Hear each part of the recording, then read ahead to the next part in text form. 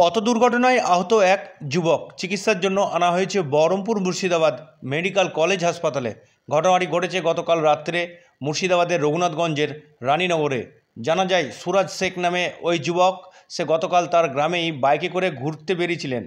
সেই সময় রাত্রেবেলায় অন্ধকার হওয়ার কারণে রাস্তার ধারে দাঁড়িয়ে থাকা একটি টোটোতে সজোরে গিয়ে ধাক্কা মারলে ঘটনাস্থলে বাইক থেকে ছিটকে পড়ে গুরুতর জখম হন সুরাজ। তারপরেই স্থানীয়রা তড়িঘড়ি তাকে সেখান থেকে উদ্ধার করে স্থানীয় হাসপাতালে নিয়ে গেলে সেখানে চিকিৎসক তাকে চিকিৎসার পর আজ সকাল 8টা নাগাদ বহরমপুরের মুর্শিদাবাদ মেডিকেল কলেজ হাসপাতালে রেফার করে চিকিৎসার জন্য।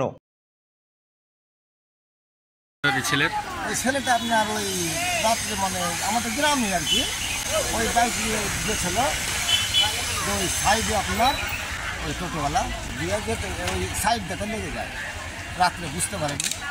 আচ্ছা, মানে ওই ইয়েতে টোটোতেই ধাক্কা মেরে দিয়েছে নাকি? ওই টোটোটা কি দাঁড়িয়ে ছিল? হ্যাঁ দাঁড়িয়ে ছিল। যে জায়গাটা হয়েছে জায়গাটার নাম রানীনগর থানা থানা রঘুনাথগঞ্জ। প্রথমে কোথায় ভর্তি করেছিলেন? রঘুনাথগঞ্জে। তারপর এখানে নিয়ে এলেন। কি নাম কি নাম যে ভর্তি আছে? হ্যালো, সুরাজ শেখ। বয়স কিরকম? 19 বছর। উনি কোথায় যাচ্ছিল? কোথায়? গ্রামে ঘুরে বেড়াচ্ছিল। আপনার নাম? আমার নাম